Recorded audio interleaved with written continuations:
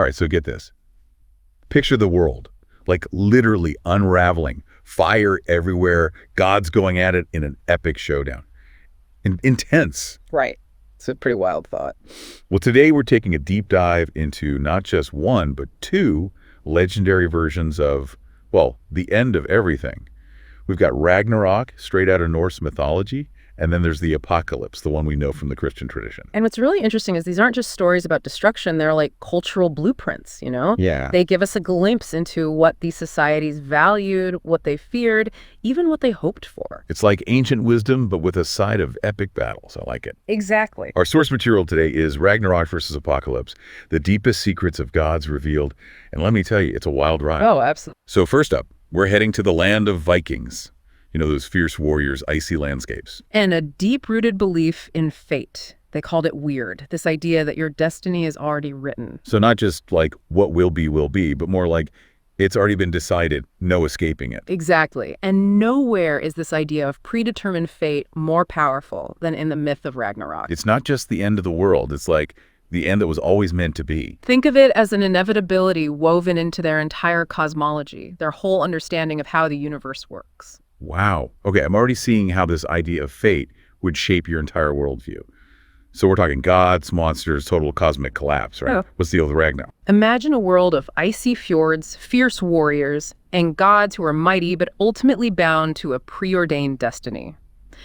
Ragnarok isn't just an event, it's an inevitability woven into the fabric of Norse cosmology. Okay, so not just the end of the world, but the end of the world as they knew it, pre-programmed into their cosmic belief system.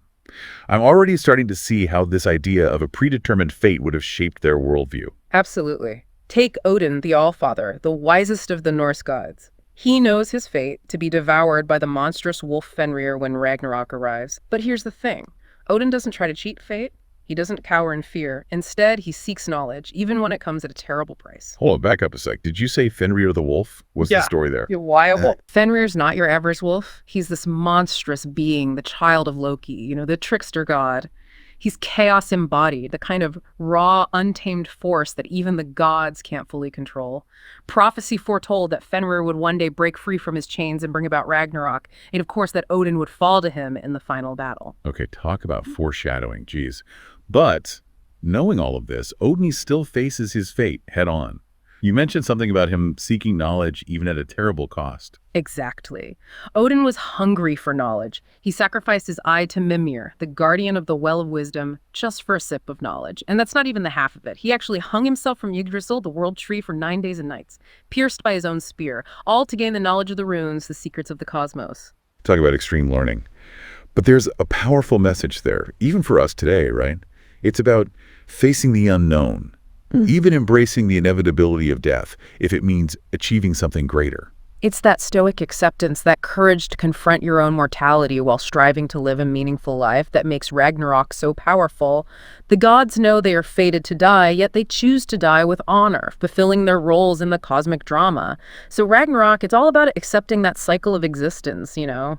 But the Christian apocalypse, oh man, it's a whole different perspective. How so? Well, think of it like this.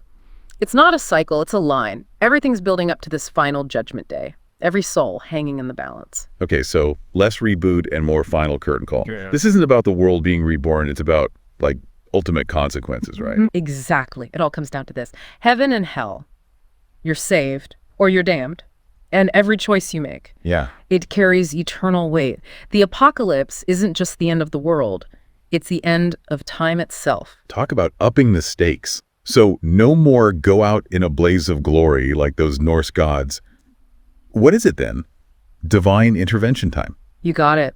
At the center of it all, it isn't a warrior god facing some unavoidable doom. It's Christ returning, but not how we usually think of him. He's not the meek, suffering figure anymore. No, this time he's a conquering king, and he's here to judge the living and the dead. So let's turn the other cheek and more bring down the thunder. What does this ultimate showdown actually look like? Give us the play-by-play. Okay, picture this. The heavens split open. Christ descends, but he's not on a donkey this time. No, he's on a white horse. Sword blazing in his hand. The faithful, they're raised up to join him. And the wicked, cast down. We're talking legions of angels battling demonic hordes. Plagues sweeping across the earth. The very stars falling from the sky. Whoa. That's some seriously intense imagery. But let's be real, for those of us living in the 21st century, it's easy to see this as, just a story.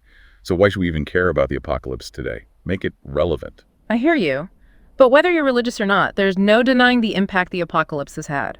I mean, think about it. Michelangelo's frescoes in the Sistine Chapel, that incredible depiction of the Last Judgment, or Dante's Inferno, that vivid portrayal of hell. Okay, yeah, I see what you're saying. Those are pretty intense works of art. Exactly, and they're directly inspired by the apocalypse. Those images, those themes, they're woven into our culture, So it's not just a story. It's like this underlying current that's always been there. Okay, but you mentioned something earlier about choice and judgment.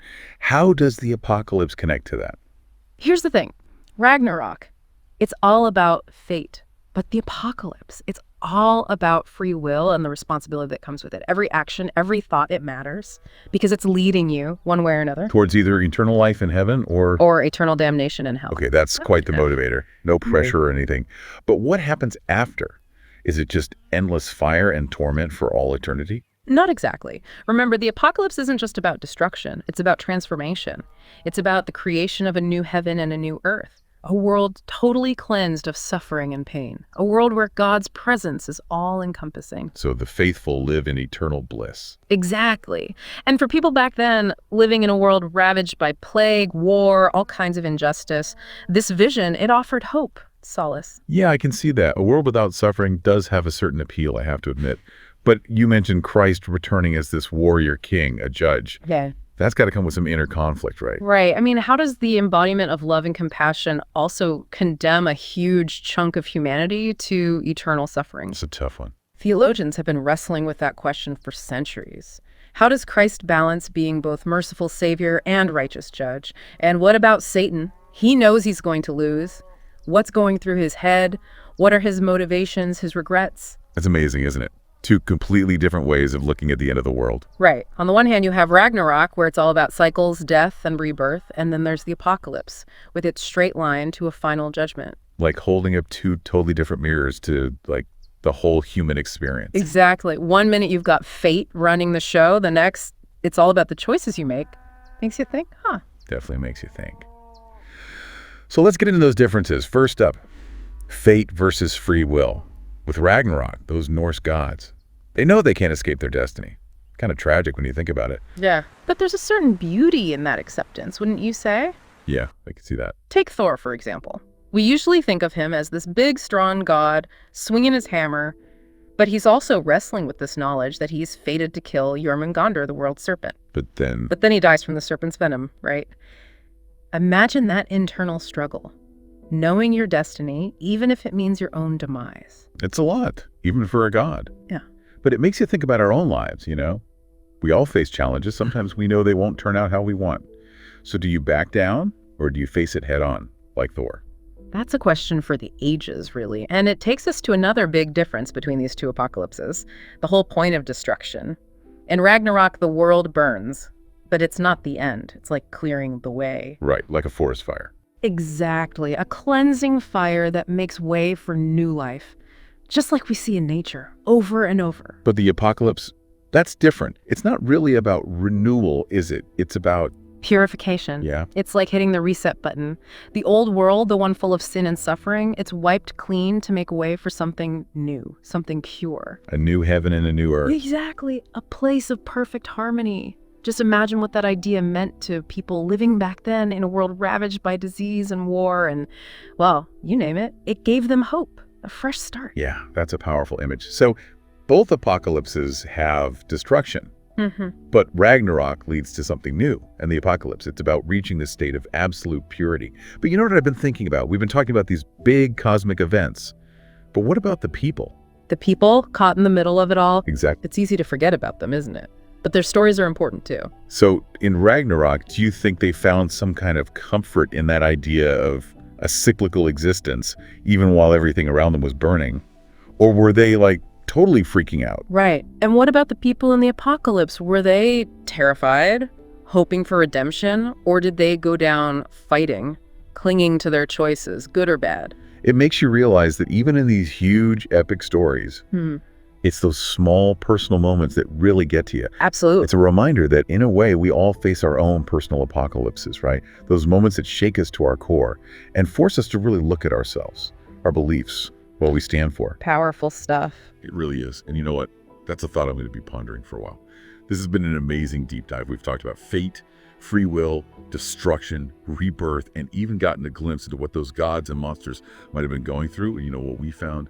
Timeless truths about what it means to be human. So until next time, keep asking those big questions. And never forget, sometimes what seems like the end is really just the start of a whole new chapter.